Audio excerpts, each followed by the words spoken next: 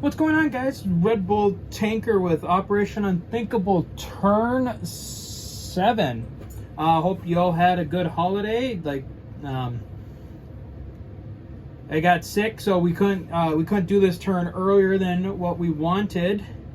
But so this is basically how it's looking after the end of turn 7. But let's kind of go through it.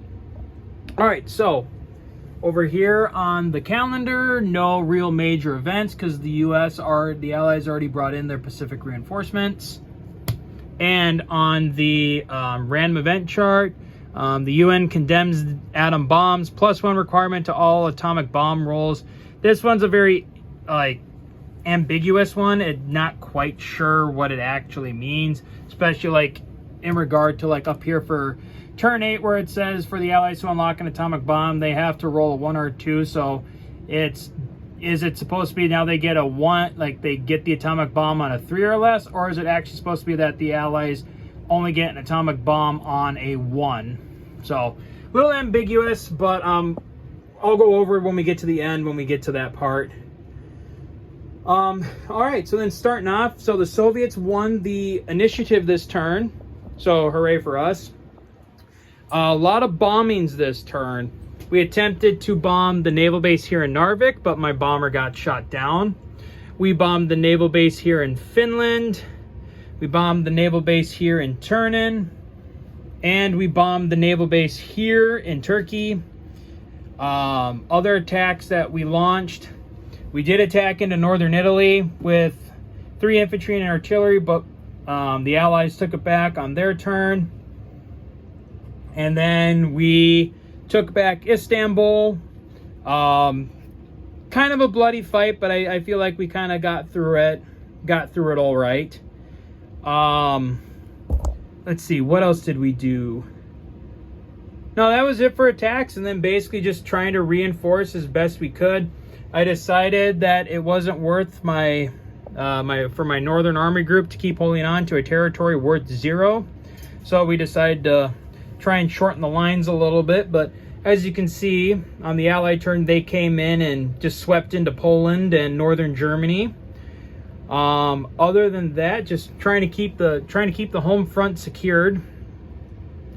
And then on the Allies, as you can see, they went into Stettin, they retook Berlin, they retook northern Italy, they bombed my factory, they max damaged my factory here in Yugoslavia, so that wasn't really happy about that one. Again, they also have come into northern Russia. They took Karelia and Murmansk. And then they also came down into Poland. Thankfully, I still got one more turn where the northern sea zones are frozen, but that's not going to last. I get one more turn, but I don't really know what else I can really make of that. Then basically on his reinforcements, he's getting his Air Force collected, getting it all put back together. Definitely consolidating his massive armor fist in Berlin and northern Germany, getting ready, basically going to strike out with that pretty soon, unless maybe he thinks maybe he can go a northern route again to try and end the war a little sooner. But yeah, overall, it was a great turn. I think that's one thing that I've learned as the Soviets that maybe will work on another playthrough, that probably one of the better ways for the Soviets to try and even the IPC disparagement between the two is to just continually bomb all the Allied ports, so that way it takes away the Allies' ability to use their strategic naval movements in bringing reinforcements to different areas of the board. But like I said, I think I discovered that tactic a little too late, and it's probably not going to save me this game. But maybe it's definitely a strategy to possibly explore in a future game and see how that works for the Soviets. So then we went over to, like always, we went over to see what is to come in the next turn.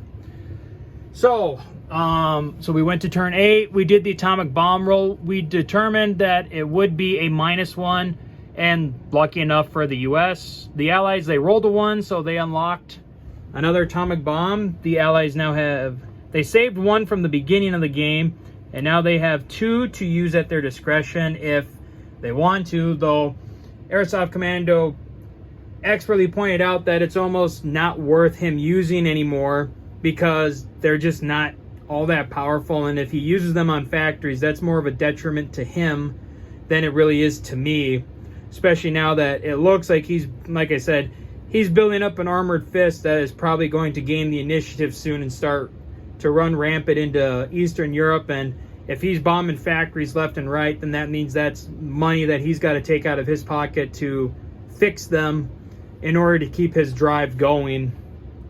And then we went down to the random event where the USSR is fermenting unrest in Italy, and so the Allies now have to occupy, they have to occupy Rome, Anzio, and Taranto by the end of the collect income phase, by the end of their turn. And if they don't, these territories will flip to the Soviets, and then the Soviets will collect that income on their turn. But so yeah, that was turn 7.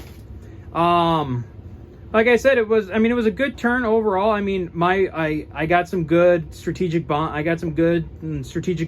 in, and I mean, Airsoft Commando got in some really good ground combat. So it'll be interesting to see where turn 8 takes us, but just, I mean, I think it's pretty self-aware that it doesn't look like this game's probably going to go much longer. It looks like the Soviets might still be able to hold out a little longer, but it's definitely probably not looking like they're going to really win the game this time around. But, so that's it for turn 7, and we'll see you guys again for turn 8. So until then, guys, as always, take care.